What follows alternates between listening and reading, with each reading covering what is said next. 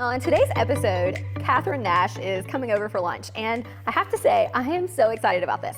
I've been following her for years, and she used to be a fitness influencer, and she actually lives in the same area as I do. When I was thinking through local women who buy businesses, who run businesses, who are amazing leaders in what's propelling the women for the next generation ahead, she was one of the first people who came to mind. So I sent her a message on Instagram, and I was like, hey, Kat, do you want to be on a podcast? And she said yes. So we're going to be talking all about how she started out as an influencer in the fitness industry, and then how she made this huge decision to pivot her business to Christian entrepreneurship as opposed to just that kind of stereotypical fitness influencer. So I'm gonna go get ready and we'll talk to y'all soon.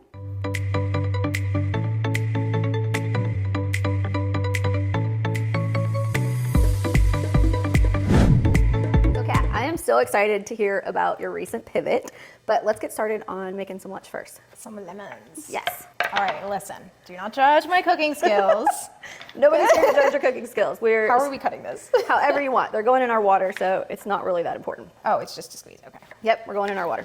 All right. So I've been following you for so long I don't even remember. I had a friend who sent me your account because you had great hair, and I was looking for somebody to get my hair done by, and they sent me your account. And then I realized that we lived in the same area, which is why the girl had obviously told me that. And I actually found my church from following you. I don't know if you were at an event or you regularly attended it, but I had gone to a couple different churches here and hadn't really found something that I loved.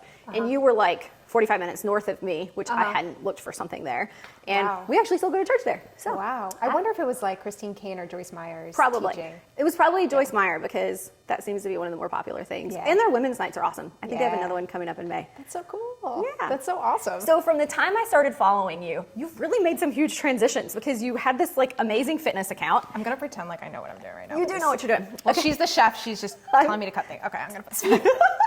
Okay, so we're gonna cut these up in strips. We're making fajitas. So think about when you get one of the really cool like sizzling plates of fajitas, how they're in like strips, right? Like steamy? Yep, and then you're gonna cut them thin, and then you're gonna make sure you don't keep any of the seeds. Okay. So when I first started following you, you had all of these fitness tips that were amazing. Your content was all based around going to the gym. You actually had a coaching program. What made you shift from years? I mean, how long have you been on social media? I think like 9 years now. That's so long. That's crazy. It wasn't, you didn't start when all the trendy people started during the pandemic. Well, I saw an opportunity. It all started when I was in college, and I was really insecure about my body. And I mean, so bad that I had like my ex-boyfriend like would make fun of my body. Like I had a lot of insecurities that I was like trying to get over. And so I became obsessed with like changing myself and like transformation. I became obsessed with transformation. So I started following a couple girls on Instagram, and this is like 2014. I didn't even have Instagram that long ago. Yeah, this is like 2015. This is like the era, like no women was lifting weights. And so I found a couple people, and I saw, oh my gosh, you can grow your butt lifting weights. This is wild. So for 4 years in college, I was attempting every fad diet, every fitness plan, everything I could do possible. And because I just so badly wanted to feel and look beautiful.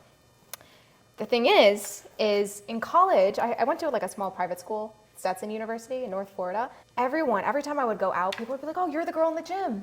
I see you working hard, but I never heard once you're a fit girl. So they were giving you the affirmation, but it wasn't that I was what a you hard wanted. worker, but here's the thing, my body wouldn't change because I didn't know what I was doing. So for 4 years in the gym in college, I would be there every single day trying to transform my body. So eventually I ended up investing in a coach, spent every penny when I was in college. I'm like, you know what, I'm just gonna transform my body, and then changes started to happen really fast. During that time, I'm trying to build my resume to go to grad school. So I said, why don't I just post this on social media? Why don't I just share this with other women and teach them how to, I have so much value. This is amazing. This is changing my life. And so I started posting fit tips, the meals I'm eating, stupid gym memes. Like I literally posted whatever, and eventually the page started to grow. And so later on, I saw the opportunity. I'm like, oh my gosh, this is helping so many women's lives. Like, why don't I like monetize on this? And so eventually it became this full-on business. I had a team of 14.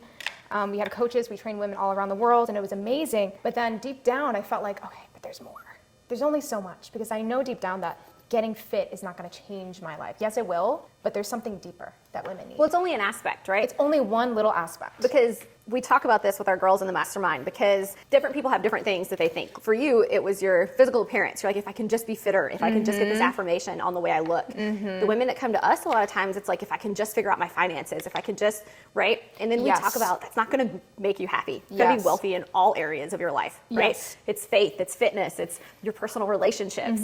Yes, your finances have got to be there too, but, and also if you're really rich and you're really out of shape, it's not going to matter, right? It kind of all goes together. And so I went through this period where I built my company and it was really successful and we were training women all around the world. And deep down, I didn't just want to be beautiful. I wanted to be successful. I wanted to make myself known. I wanted to become someone. But here's the thing, that alone wasn't enough. No amount of followers was enough. No amount of, money and success and all this stuff was enough. So I'm like, what is missing? And so I went down this whole journey of like inner healing, personal development, really knowing my identity in God and really going down this inner transformation path that I didn't talk about on social media. I was still posting workouts and fit tips. People had no idea. And it was like a 4 to 5 year process, like deep inner work I was doing. And no one knew. Hid that really well. I did. I'm like showing up, I'm doing stupid like ice cream reviews. People had no idea. Oh my gosh, your ice cream with a fork. Yeah. Your ice cream with a fork. Yes. Meanwhile, after that, I'd be breaking down, reading the Bible, breaking down, having another, people had no idea. But I knew, I'm like, you know what? I don't want to be fake, but I want to teach women when I get through this. I don't want to be the type that's going to cry and make people feel bad for me. I'm like, I'm going to get through this. I'm going to learn, and then I'm going to teach women on it.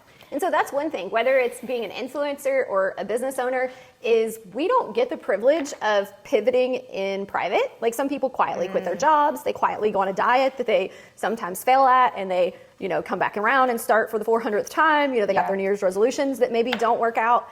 And whether you're a business owner or an influencer, you aren't able to do that in private. There's people watching you with expectations, and when your income is tied to that, it's a lot bigger decision. Are you reach? I am. Because when we eat these, you're going to be really mad at me if you really get a spicy. Giant bite of a spicy pepper as opposed to a bell pepper. Listen, So I make fajitas. I'm trying to make up for you. You didn't want me to embarrass you, so I'm just like quietly reading it. People are going to want to know this. They're going to think of a terrible. How about onions? Okay, sure. Do your eyes water when you cut onions? I might cry a little bit. Okay. No, I'm joking. One of the first gifts my husband ever bought me Is there trash? were these. Oh, I'll totally wear them. It's like the only way that we can keep from our eyes watering. When we post this on social media, it has to be. It's going to be the clip of you with the eyes watering or not watering because you've got the goggles on. Wait, I thought you were doing a podcast, Kat. Yeah, exactly. Okay, do you have a trash or do you want to just? Yep, I'll take it from you. Okay, let's talk about your pivot, and then we'll jump into how bad dating in South Florida is. Deal. So I launched a successful company. I had a team and everything, and I'm like, this is amazing, but I still feel empty. And so I went down this whole path of like inner transformation, knowing my worth, knowing my identity, and I realized, oh my gosh, I got to a point where I'm really, truly confident in myself. And it's not contingent on success. It's not contingent on looks. I don't think people realize like what that feels like. Yeah. To not need the affirmation. Literally no from affirmation people anymore. Yeah. Is a whole. First of all, it's a whole different level of success. Yes. In all other areas. And just the way you don't care anymore is one of the healthiest things. The freedom. Yes. Like being able to go to a restaurant and not worrying about gaining 5 pounds. You look at your bank account. Or somebody seeing what you've chose to eat. Exactly. What you wear. If you look bloated one day, like hate comments don't mean anything to you. Like that is true freedom. I don't even read mine anymore. And I'm like, and here's the thing. I've met a lot of successful people, and a lot of them are still really struggling because their identity is in success and their accomplishments. And so I feel like I found the golden ticket where I'm like, this is it. Their identity and their emotions, businesses and success goes regardless. So I bought my first property 14 years ago, and there have been really high highs and really low lows. And that's any successful business owner is going to have triumphs and failures and bad days and great days. And if all your emotions are tied to that, you'd be really unhappy. Yes. From the ups and downs. So the inner work is really, really important. And so eventually my interest and my passion started to shift because I'm like, this is it. This is what women really need. And so I feel like I've learned so much that I'm like, the world needs to know it. And so I started speaking. Okay. How long ago was this? Well, it's a long story and how I got started with it. But I really started speaking like 2 years ago. Okay. Which is a whole different skill set, right? Talking to the camera and going on stage and remembering long form stuff. Oh yeah. And not getting sidetracked. It's all God. I mean, that's a whole story in and of itself, like getting over the fear, because there's a fear around that too. So there's it's a lot. But eventually, I started helping women with inner healing and all that, and I started coaching women on the side with that, and mentoring a lot of women in business, like pretty powerful women who you think have their life together, but they're really struggling. And I just started this coaching them.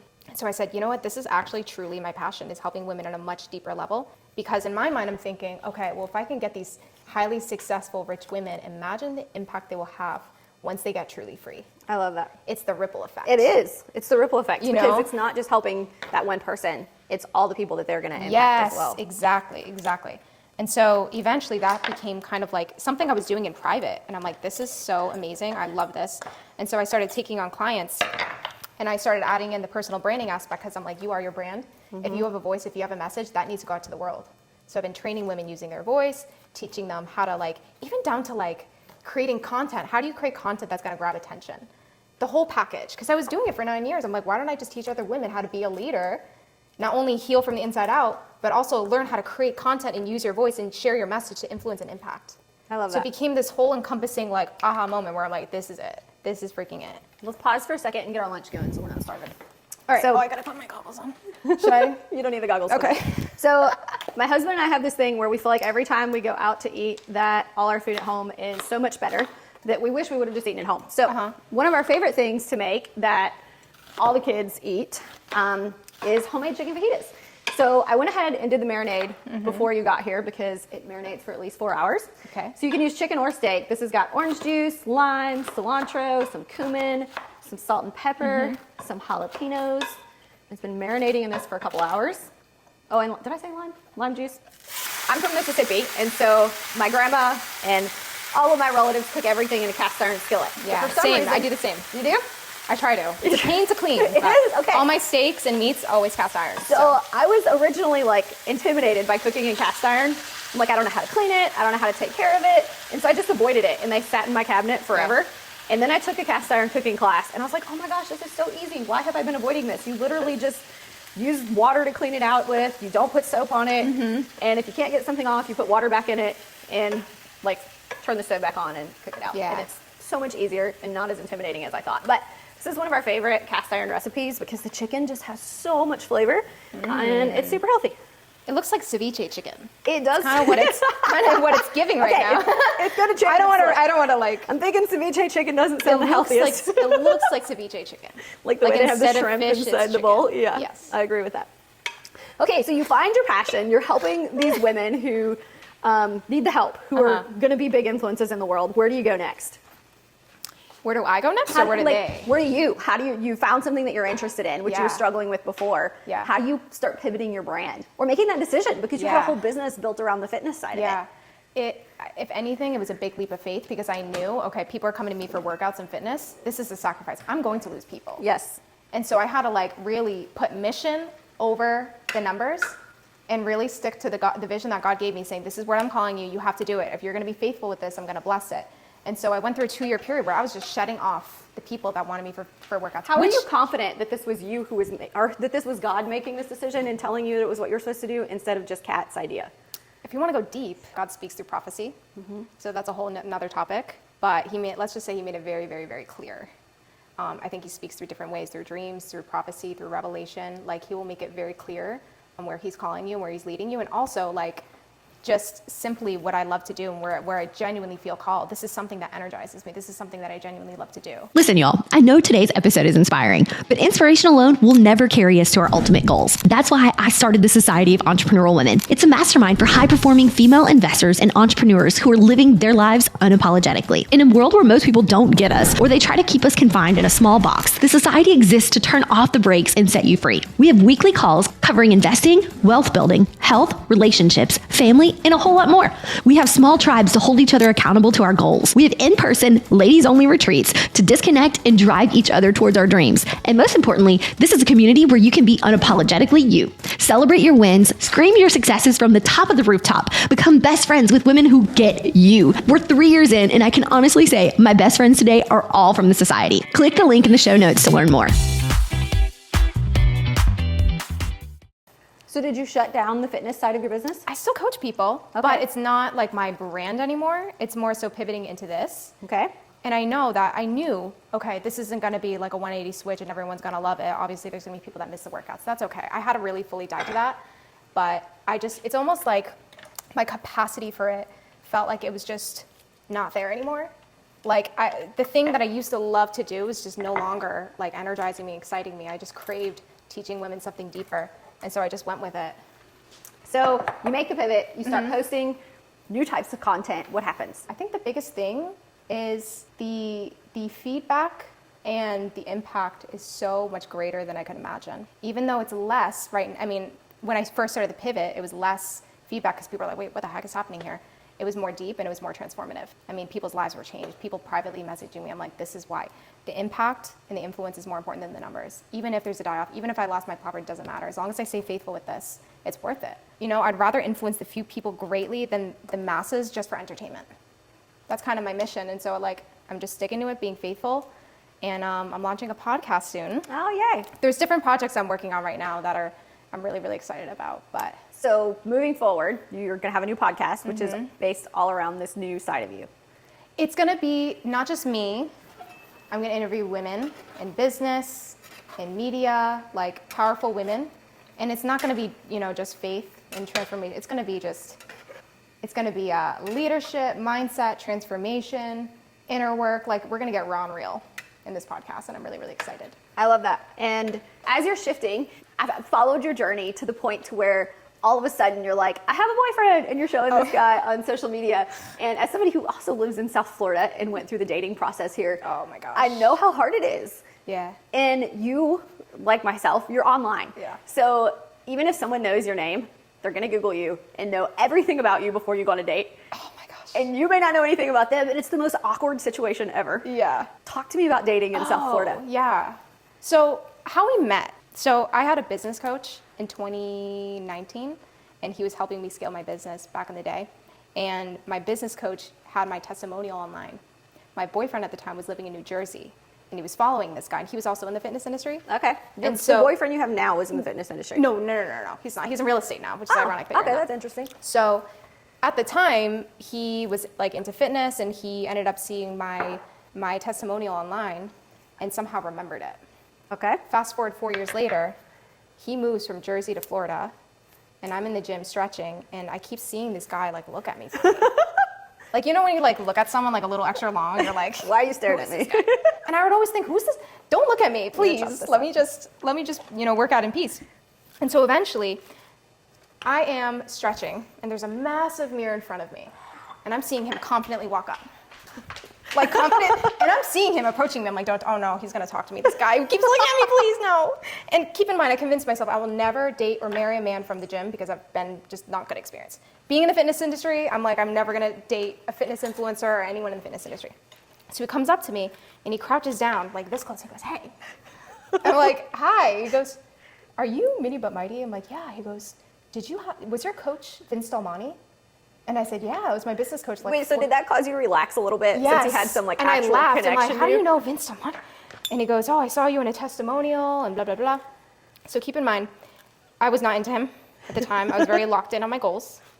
And I had this weird, I was single for 5 years. And I said, the next guy I'm going to date is going to be my husband. And I'm not going to waste my time. I was very dead set.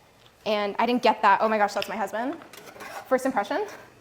So he asked for my number, and I gave him my private Instagram, and for a year he would just send me stupid reels. Oh my gosh, a year? No, not. It wasn't overtly flirtatious, but he would just send me stuff. We would have casual conversation, but nothing happened. Like a constant reminder that he was there. Yes, he asked me to go to church with him. Okay. I said, oh, I'm busy. I can't. And then he asked me to get coffee. Oh, sorry, I can't. I'm busy. I just didn't want to start anything. And so a year later, I'm driving to this event that I'm volunteering at. And I'm driving in the car, and I just sense, I feel like I'm going to meet someone there. I feel like I'm going to meet, my man there. I don't know why, I just feel it.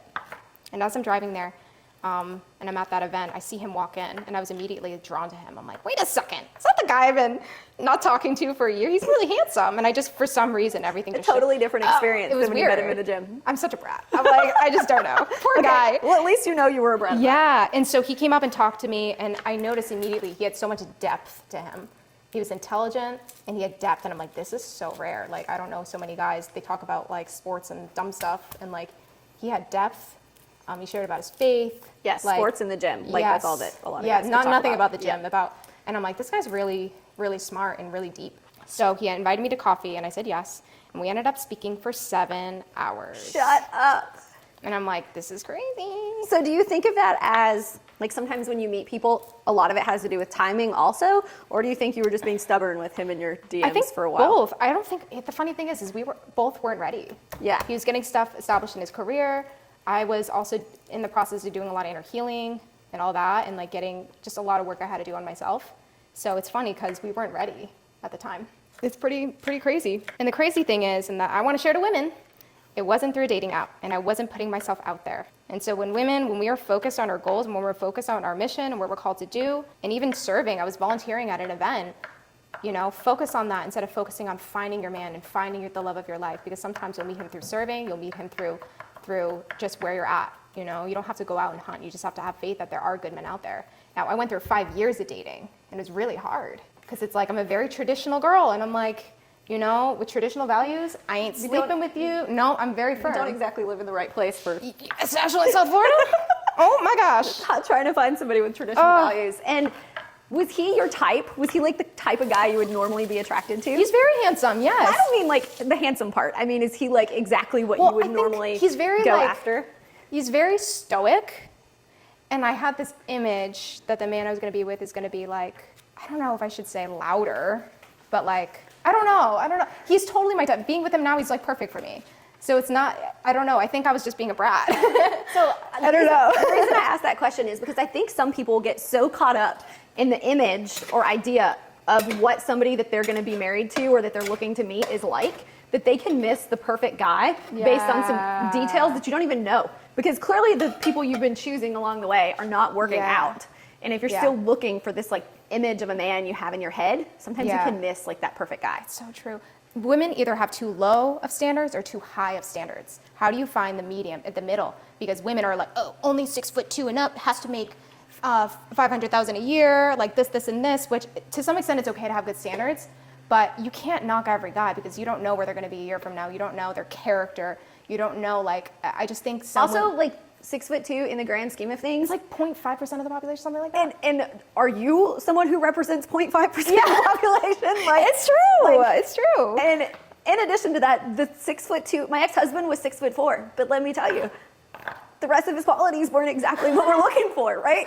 We all know how that story ended. So just because he's really tall doesn't mean that he's going to make an excellent mate for you and a great father for your children. And it's one thing to be like, I want to be taller than somebody, or I'm not, I prefer men who aren't XYZ, right? But when that list starts getting so long that you've disqualified everybody except for 0.5% of the population, you're just not finding him. Yeah. I think when it comes to standards and the internal things like character, a man's level of integrity, his humility, his heart to serve, that's where you can set really high standards. But when it comes to superficial things like about appearance and like, he gives me a couple icks, like, come on, man. Like, I just think like realistically, we have to learn that no one's perfect. I probably have icks, you know what I mean? Yes, we all do, right? So I just think we need to give more grace when it comes to dating. And I actually had a girlfriend, we were out and some guy approached her and he was a handsome guy and great guy. And, was talking to her and she just completely blew him off. I'm like, what are you doing? She goes, I just don't feel that he's my husband. And I'm like, oh my gosh. I took her and I'm like, what are you doing? I can remember being out with a girlfriend and she was so, I'm not going to call her out right now because she'd kill me, but the same kind of situation, this like really handsome man, he stopped to try and talk to her and she's like, girl, look at his socks. I'm like, oh no. I'm like, his socks. In the grand scheme of life, you can talk him into wearing different socks. So I get it. Could you imagine like going to the gym and some like handsome guy was like into you and then his friends, oh no, dude, she's got dirt on her sneakers. Don't talk to her. She her must shoes aren't be clean enough. Yeah. Oh my gosh. I don't know. I just think the culture nowadays is hard, and especially with social media and like all the options through the dating apps, it's just hard. But there is hope, but you need to have healthy standards, healthy expectations. So before I started dating Anthony, my boyfriend, I had my 3 non-negotiables. And then I listed out the qualities I want, but I said all these other things are, I'm not going to like reject a man if he doesn't have dark hair. You know what I mean? Like those things can be flexible. But my 3 non-negotiables were, has to be completely committed to God, devoted, non-negotiable for me. Number 2, our callings in our life have to be in alignment. Because if I'm called to be an entrepreneur, travel, speak, I want a man that complements it and wants to have a similar lifestyle so that we can work together on those things. And 3, must be constantly growing and humble enough to learn. because he may not be, when I meet him, he may not be up here. He may be on that path, but I see his commitment and growth and I can work with that. Well, there's a huge thing when you get married, and depending on what age you're at, or it may not even be related to age, but stage of life, you are not, as you know with your social media, you're not the same Kat now that you were at 21. Yeah. And so if you had met someone at 21 and you weren't both growth-minded people, you wouldn't have grown together. And that's how I feel like a lot of relationships don't work out. Because people don't grow together. And so if one of you is growing and becoming this different type of person, and the other one is still in that 21-year-old phase, it's going to be really tough. So I love that as one of your 3 standards.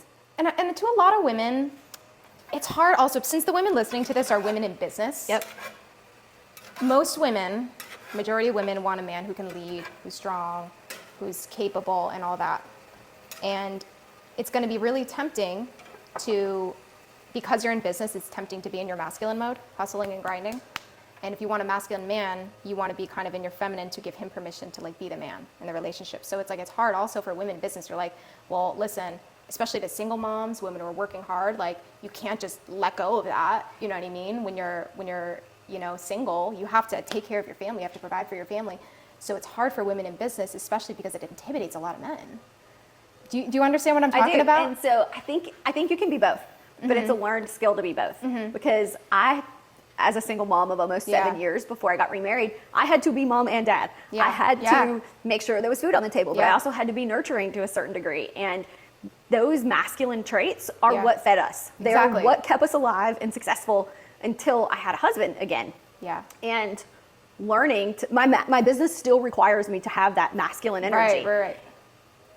Being able to not behave that way when I get home is a learned skill. And I'll tell you one of the biggest ones. I think one of the most masculine traits I have is when someone tells me something, I am constantly figuring out the solution.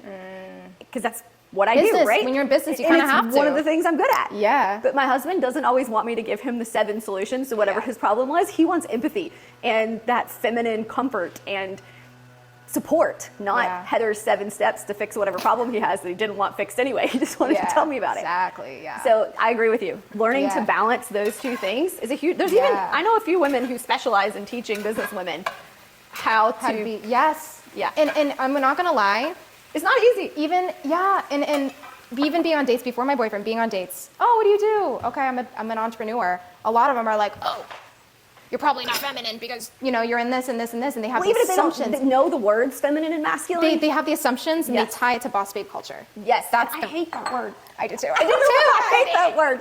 I do too. It's so because I think so many people. Do you want this in here?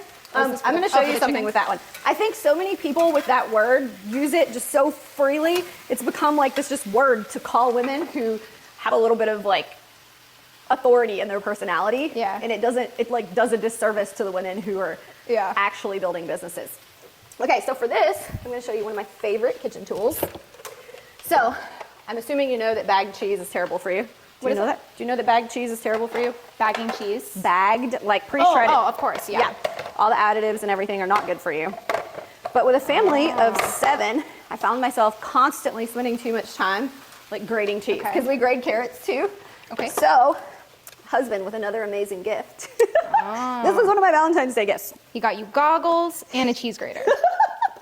He's got some really great gift giving skills, right? So, I stick the cheese in here. And it's going to shoot right out.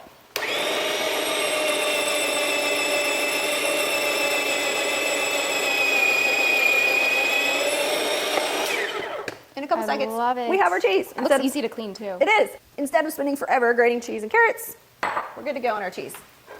And I look pretty much like not used at all. I mean, helpless pretty much at this point. That's okay. So we're getting our chicken. It's starting to brown over here in the cast iron skillet. We're going to let it brown a little bit more. And then we're gonna put our vegetables in and we'll be ready to eat. So you find your boyfriend, he's got these masculine skills that you're looking for. You've been dating for how long now? We've been dating like 2 years. You think you'll get married? Oh, this is really personal. He's definitely husband material for sure, but it's up to him. That's amazing. That's all I can say. So poor guy, I'm totally talking about him to so many people. He's like, what are you doing? So good. He's an amazing man. He's an amazing man. He checks all the boxes, so. To be determined. TBD. So I also see that you are one of 8 kids. So I'm curious about something that you may or may not relate to. So your parents are Korean, is it Korean?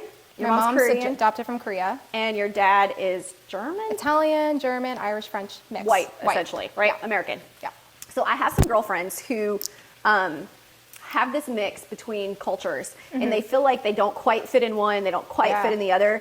And my husband and I, because we know these women together, talk a lot about trying to work really hard to make sure our daughters, like, we celebrate Chinese New Year and like talk about both. That sounds dumb, like we don't just celebrate Chinese New Year, but we work really hard to integrate cultures. Yeah, make sure that they like are totally American and totally Chinese, right? Yeah. Like they have this perfect mix between learning each side of themselves, so they don't ever feel like they're like not enough of the other. But who knows what that perfect formula is? Yeah. I'm curious, since your mom was adopted in here, did you ever have those feelings? How did your parents? We are the most white. My mom's adopted. So my mom, she's got the most American personality. Big hair, loud personality. Hair. She, totally Americanized. So we are not, like no smidgen of Korean culture. If anything, my mom was adopted in a big Irish Catholic family. Okay. So down to the cooking, we were pretty much like Irish. It's so funny. So you never felt like you missed out on another side? Well, I actually studied in Korea when I was in college. I studied abroad. So I didn't know. No one in my family knows Korean. So I said, I'm just going to go there and learn the language. So when I was 20 years old, I literally flew out to Korea and lived there for 4 months alone. I'm totally that person. I'm like, I'm just going to pack my bags and leave. We're going to Korea. And so I had to immerse myself in the culture and learn the language. And I learned a little bit. I took a class. I learned a little bit of the culture, a lot about the culture. I'm not fluent by any means, but it is crazy how different it is. Yeah, I'm not that interesting, Yeah. I look like I have more culture in me, but I'm pretty much just American. So, I wonder how your parents, though, kept you from having those like identity crisis, because a lot of the mixed people that I know, they have this like, I was talking to a girl a couple weeks ago and she's half Mexican, half white, but they're Mormon, and her dad was the Mormon one, and they focused so heavily on the Mormon culture that she's like, I don't even know how to be Mexican, but I'm curious, but now I feel like it's fake. Yeah. Right? I'm curious what your parents did to keep you from feeling that way. Or maybe it's just Jesus. Well, first of all, I grew up in a small, tiny town in Massachusetts, and it's like we were the only Asian family in the entire town. It was all like white people. And so I had an identity crisis because I'm looking at around like all these white people. And I came home from school when I was in first grade. I said, Mom, this is so sad. I was like, why don't we look normal? So sad. She goes, what do you mean? I'm like, why don't we have blonde hair, blue eyes? So a little bit of yours was more around your parents, not... It was more, appearance, because the culture, we kind of grew up in that, so it wasn't different, but people would tell me, are you Chinese? Why are you? And then the kids would come up and go like this, and I was like, why do I look different? I feel the same, but why do I look different? So I was really confused. And how did your mom talk you through that? I don't remember. I was like in first grade. She goes, you look beautiful. Any mother would say. I feel bad that I said that because I hope it didn't hurt my mom, but now I own it because I think it's cool of being a mix, But it definitely affected me growing up because I always felt different. And I learned over the years, I was insecure about it actually up until like high school, that I was Asian around like all my white friends. In Massachusetts, I don't know why, there's like no diversity where I grew up, so it was like really weird being different. And what's interesting is that when I started my fitness brand, I didn't realize, I always thought, okay, I have this small petite frame, I'm not a model, I'm not 6 feet tall, I don't have this gorgeous hourglass physique. How am I gonna influence people if I don't look the part? And so what's interesting is that when I started posting workouts and everything, that was one of your superpowers. That was the superpower, because I would go through my following, it'd be like all Asian girls, or Latina, all short petite women. I didn't even think that I was going to attract that group of women. Because they related to you. Yes, and I didn't even think of that. So the things that you think are flaws are actually your superpower, and I love that you said that. 100%. And so do you think that helped you become more confident in your identity? I was grateful because I'm like, thank you, God, that I get to speak to this group of women that wouldn't be able to relate to, the latter. So it was meeting other women like you that helped you understand that. People do not relate to perfection by any means. You can't influence being perfect. Yeah, I think the humanization part of your brand is so important. Yeah, even absolutely. You posting eating your ice cream with a fork is not perfection. So funny that it's so funny. Oh my my gosh, those days were wild. Ladies, it's time to redefine the conference experience with the Society of Entrepreneurial Women Retreats. Step inside a world tailored for women just like you, where you can lead, learn, and unwind in style. Our retreats offer everything from insightful investing sessions to fun activities like salsa dancing, boat cruises, food tours, and so much more, ensuring you come back not just inspired, but truly refreshed. Join a community that celebrates you wholly and supports your every endeavor. Ready for a retreat that changes the game? Visit the link in our show notes and find out how you can be part of this exclusive experience. During COVID, everyone was losing their minds. And I'm like, I have an idea. I'm just going to buy 8 pints of ice cream, and I'm going to do ice cream reviews with a fork. That was also during a series stage where I was going through it. But I love that. hey, I guess people enjoyed it. They did, because there were so many, even when you used to do your Starbucks reviews, do you remember those? Yes. I'll bring them back eventually. You need to. So Or maybe fun. you make them at home and have your healthy version. Yes. Something like that. So being one of 8, does that make you want to have a lot of kids, no kids, less kids? Oh, definitely. How do you think you're influenced by that? Well, I think part of, I turn 30 next week. Oh my gosh. When's your birthday? May 25th. Okay. So I would have loved to have been married with kids much younger, but being in today's culture, it's very hard. So, the day I'm married, I'm going to have as many kids as I can. Okay. It's just my mentality. So, Does your boyfriend want kids? yeah, he does. Okay.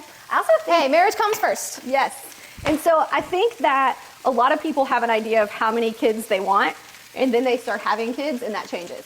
Because I was never the lady who was like, oh my gosh, I'm gonna have 5 kids, I'm gonna have this huge family. Yeah. But then, life happens and things change. Yeah. I had the first 3, and I was, oh my gosh, I don't even know how old I was, 33 maybe, when I got divorced. And I thought, because I lived in the South, not South Florida yet. People don't have kids after 33. You're like married and done having kids by then. So I'm like, okay, well, I guess 3 it is. But I kept feeling like God was meant for me to have more than 3 kids, but I was like, I don't know where they're gonna come from.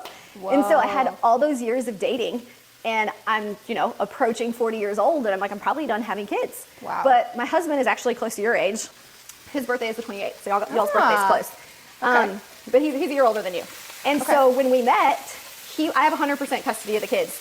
And he has worked so hard to be this spiritual leader for our family and truly taking on my other 3 kids as his own. Wow. And it would not have been fair to him for me to not be willing, since I was physically able to, have Kids with him. Yeah. That would have not been nice of me. Yeah. Sure, it could have been a hard boundary, Yeah. but that would be really selfish. Yeah. Because my pregnancies are fine, I'm physically able. Yeah. You got 3 kids, what's a 4th? Yeah. And so we had I got pregnant, we had the 4th baby, and he's like, I really want another baby. And I'm like, well, I can't homeschool all the kids, take care of them, and be the breadwinner. Yeah. He's got a doctorate, he's super educated, but that doesn't always mean you make great money. Yeah. And so I'm like, okay, you need to pray about it. Do you want to have a 5th baby, or do you want to have a career? Because somebody's going to have to stay home at this point if we're going to keep those priorities of homeschooling the kids and us being the one raising them.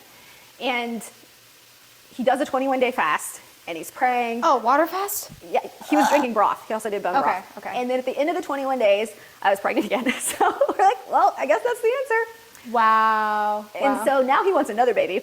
Wow. And I'm like, I turned 41 this year, so It's the Lord's will, it's the Lord's bill. kind of now or never, so I don't know how it's going to go. But the point being, I didn't grow up thinking, oh my gosh, I'm going to be the lady with a billion kids. Neither did my mom. But here's the thing, every time they got pregnant, my dad would get some sort of raise. at work. Seriously? Yeah. 8 kids. Just enough to support everybody. Yeah. It's pretty wild. That's interesting to think of. It's really, you really have to think in terms of not, am I going to be able to support this, but is it God's will? Because if it's his will, he will provide for you, you know? I agree So with that. it's just a matter of being obedient and allowing him to have his way. And even if you don't intend to get pregnant, he will still provide. Yes, I have a friend who has 10 kids, and her husband they're Mormon, and which is normal to have lots of kids in their culture, Yeah. or their Do you want me religion. to cut these up? If you want to cut them in half, we're going to do some shortly. Okay. And so it's totally normal in their religion to have lots of kids, but Yeah. they decided, okay, we've had enough kids, and he goes and gets a vasectomy at 9 kids. They still had a 10th kid. So the whole point is, if it's God's plan, Yeah. you still gonna have that baby. Wow. I think it's a blessing. And now that all my siblings and I are grown up, I mean, the youngest is 21 and the oldest is 33. And I'm 30, almost 30. And the oldest daughter, so I'm pretty much the oldest. Yes. And I'm pretty much the oldest. There's only 2 girls? 2 girls, 6 boys. That's crazy. And now it's fun. Yeah. You know, my mom would rent out this pontoon boat, this, you know, flat pontoon boat with a bar on it. It's so funny. My mom's a riot. Is anybody married yet? Huh? Is anybody married yet? Of the kids? One is married. The oldest is married. My brother Johnny's engaged. Aw, okay. Which is the brother who was in the hospital? Billy. Billy. And my sister recovering from leukemia too recently. Wow. It's pretty wild. We've been through some traumatic stuff in the family. But they're both miracles. I mean, my sister's a miracle. My brother Billy, you know, shouldn't have lived. Totally survived this traumatic brain injury. So How did he it's get pretty the amazing. injury? Well, it's not an injury, actually. It was an infection. So he got some brain infection, but he was sick in college, and he was bedridden for 3 days, and his roommate got really concerned because he hadn't gotten up, he hadn't showered, he hadn't done anything. He was just in bed for 3 days. So eventually, he ended up getting a hold of my mom, saying, hey, something's wrong with Billy. Like, I think you should pick him up. And my mom's a nurse, by the way. She was a nurse, and now she has a med spa, but she was, you know, a nurse.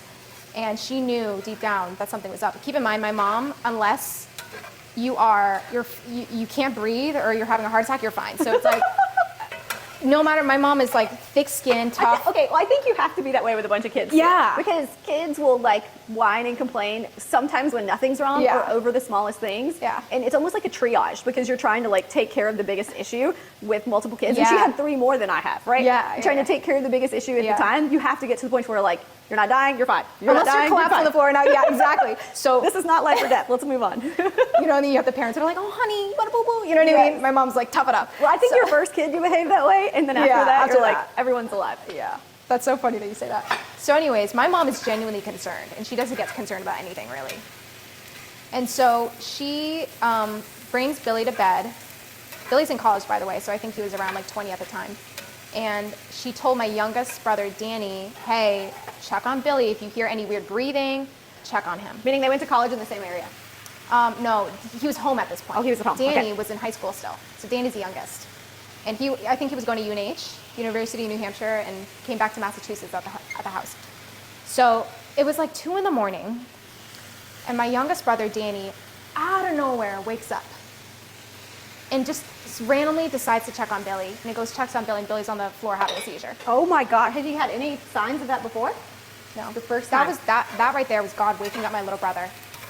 Immediately called 911. Helicopter came, flew him to the hospital, and they said that he had some like infection in his brain, and he was the sickest person in the ICU. And I remember, this is crazy.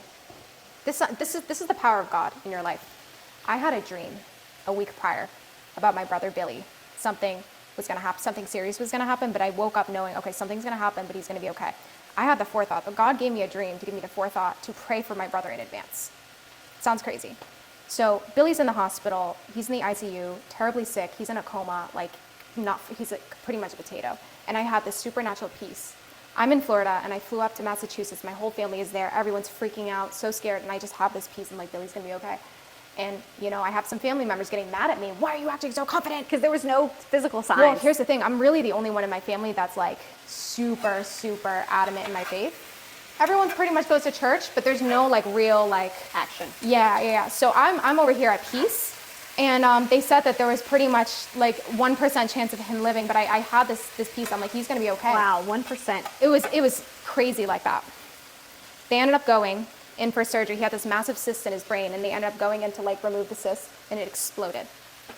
Like, I don't know much about this terminology. Virus, bacteria, whatever is all over his brain. He could have had brain damage.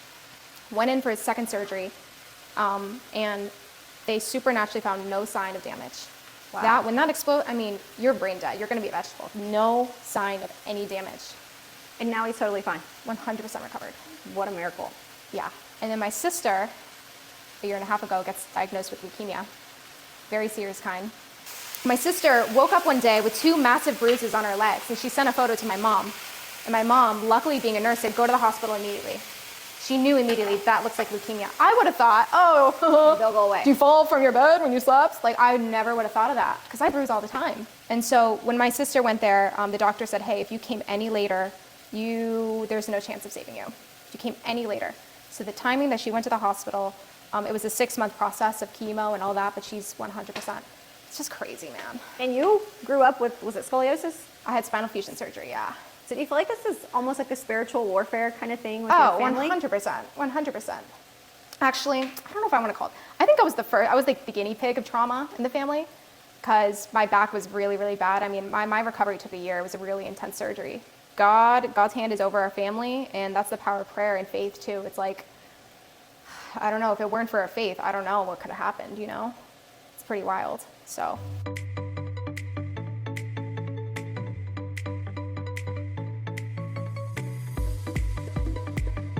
Okay, moment of truth. Let's go. Let's try it. Look at that, ladies and gentlemen. Beautiful cooking.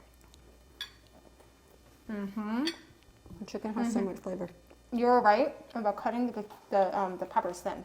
You'd have been so mad at me if I hadn't recut those. Well, in the video, I was like plucking out the seeds. So I'm curious, with all of the things that you do, what are you working on right now that you're really excited about? There are 3 things I'm working on right now.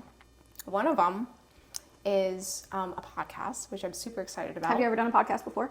2019. It was a solo podcast. I did very well, but I wasn't ready. I had too much on my plate, and I impulsively jumped into it. It's a huge commitment. Huge commitment. I'm starting one soon. I believe it's going to be just women that I'm going to interview, but high-level women in business. We're going to get real. We're going to get deep. We're going to talk all things relationships, finance, wealth, faith, all the stuff. So I'm very excited about that. 2, a couple girlfriends and I are starting. I can't give away too many details. They're going to kill me. But June 20th, if you're local, if you're in like West Palm or if you're in South Florida and you need community, you need women entrepreneurs who are high achievers, ambitious, hardworking women, June 20th, we're going to have a launch party at the Cove Club in West Palm. So how do people get information about that? They can follow me on Instagram because I'm going to start promoting it. We just can't give away details because it's going to be a surprise what we're launching. Okay. But for women looking for community, for looking for actually healthy community, no gossip, no drama, ambitious, empowering women and want to really level up in their business, it's going to be awesome. So we're really, really excited about that. I feel like that community is something that a lot of women crave because what people don't talk about when you're becoming an entrepreneur, mostly because you're usually stumbling through it and figuring it out by yourself, is how lonely that road can be. And God did not create us to do all these things by ourselves. Even just hormones.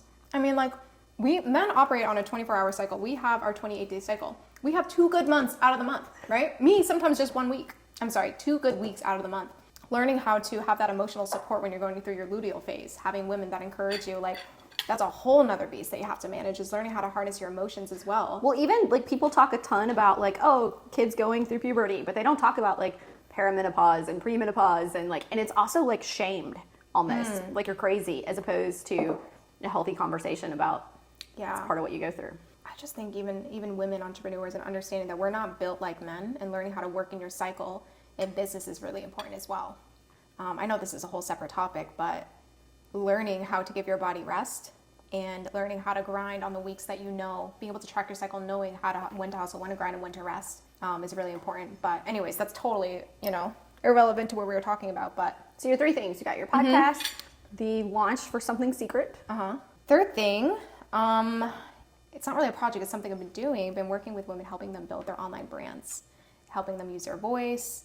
I have a couple clients launching their own podcast, so I've been teaching them how to do that. One girl, I'm teaching her how to speak and use her voice. She's a powerhouse woman. She works in logistics and she wants to become a motivational speaker. So we're completely building our brand from the ground up on Instagram, which is really exciting.